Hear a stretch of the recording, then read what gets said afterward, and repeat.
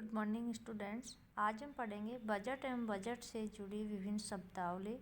Budget क्या है? Budget शब्द फ्रेंच भाषा के बोगेट से बना है, जिसका अर्थ है चमड़े का थैला।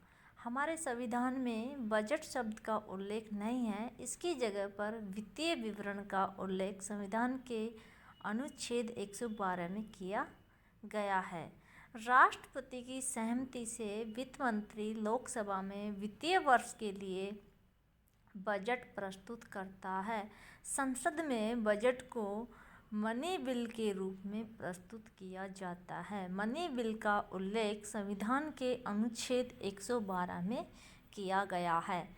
7 अप्रैल 1860 को देश का पहला बजट ब्रिटिश सरकार के वित्त मंत्री जेम्स विल्सन ने पेश किया था। 1924 से लेकर 1999 तक बजट फरवरी के अंतिम कार्यकारी दिन शाम 5 बजे पेश किया जाता था। ये प्रथा सर बेसिल ब्लैकेट ने 1924 में शुरू की थी। 2000 में पहली बार श्री यशवंत सिन्हा ने बजट सुबह 11 बजे पेश किया। स्वतंत्रता के बाद देश का पहला बजट पहले वित्त मंत्री श्री R.K. षणमुगम सेठी ने 26 नवंबर 1947 को पेश किया। इसमें 15 अगस्त 1947 से लेकर 31 मार्च 1948 के दौरान 7.5 महीनों को शामिल किया गया।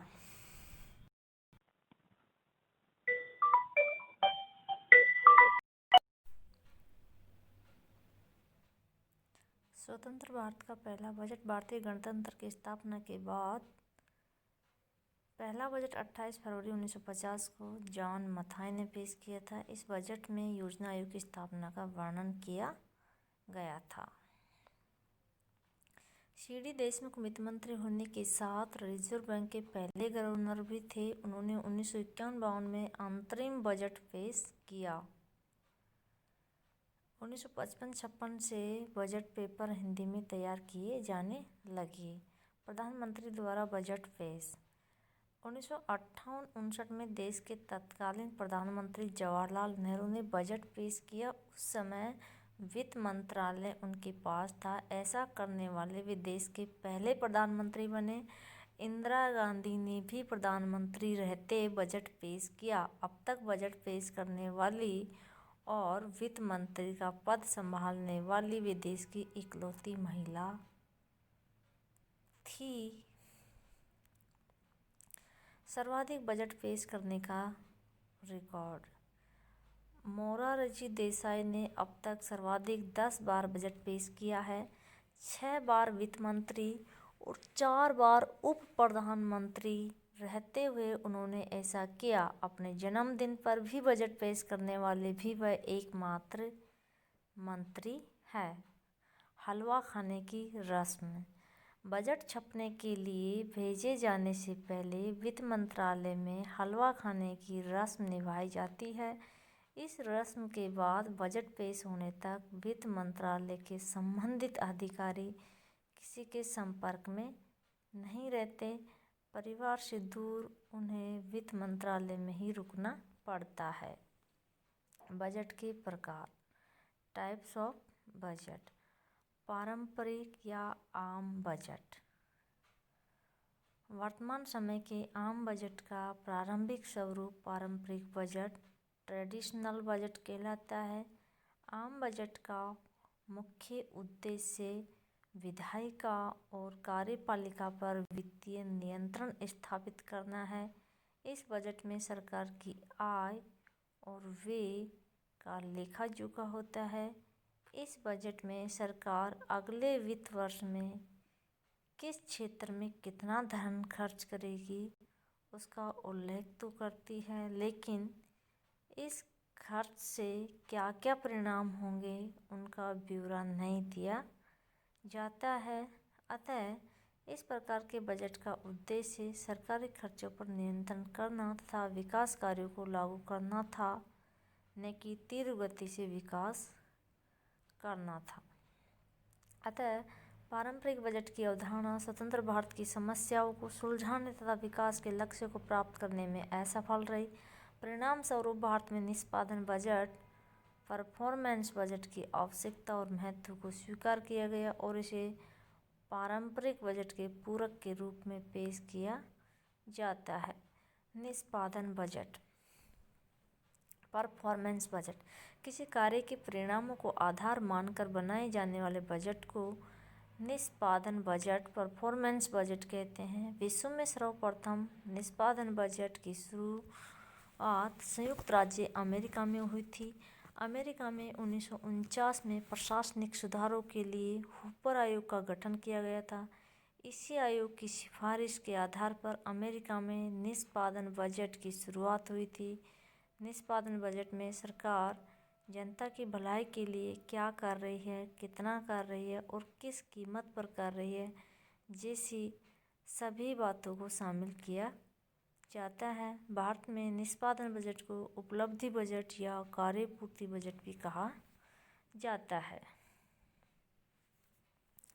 शून्य आधारित बजट भारत में इस बजट को अपनाने के दो प्रमुख कारण हैं। देश के बजट में लगातार होने वाला घाटा, निष्पादन बजट प्रणाली का सफल क्रियान्वयन न हो पाना। शून्य आधारित बजट में पिछले वित्त वर्ष में किए गए व्यय पर विचार नहीं किया जाता है और न ही पिछले वित्त वर्षों के व्यय को आगामी वर्षों के लिए उपयोग किया जाता है, बल्कि इस बजट में इस बात पर जोर दिया जाता है कि व्यय किया जाए या नहीं, अर्थात व्यय में वृद्धि या कमी के बजाय व्यय किया जाए या नहीं, इस पर विचार किया जाता है।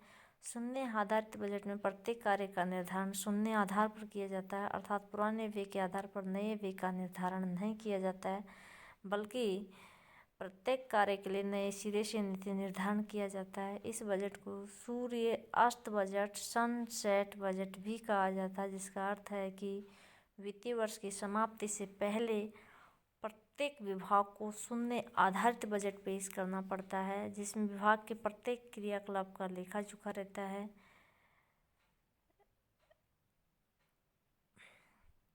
शून्य आधारित बजट का जन्मदाता पीटर ए पायर को माना जाता है, जिन्होंने 1970 में इसका प्रतिपादन किया था। इस प्रणाली का सर्वप्रथम प्रयोग 1973 में अमेरिका के जॉर्जिया प्रांत के बजट में तत्कालीन गवर्नर जिमी कार्टर द्वारा किया गया था। बाद में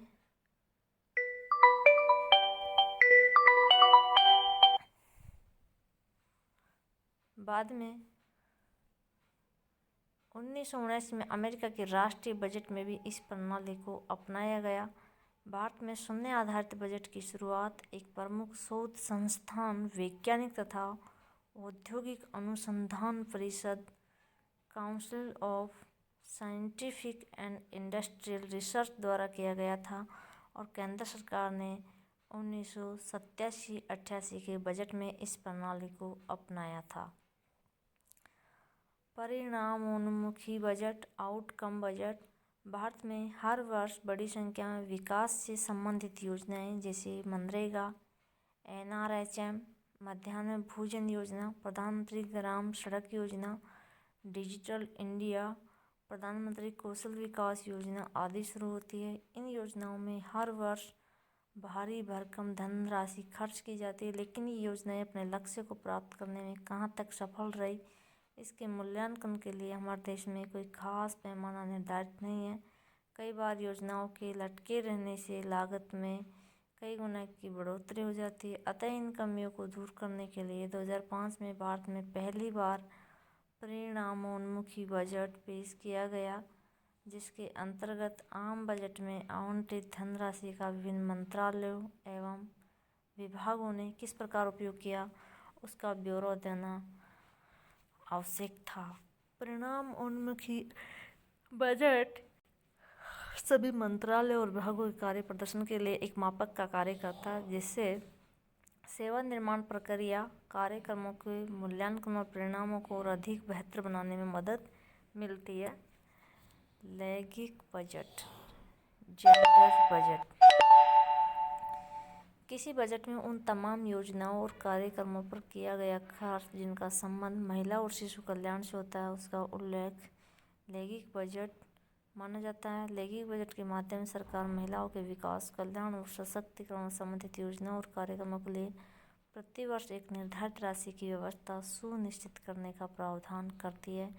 बजट के उद्देश्य आर्थिक विकास की दर में वृद्धि, गरीबी एवं बेरोजगारी को दूर करना, आर्थिक असमानताओं में कमी लाना, मुद्रास्फीति को रोकना, अन्य सभी क्षेत्रों जैसे बिजली, रेल, बैंक एवं रक्षा क्षेत्र के लिए फंड रखना,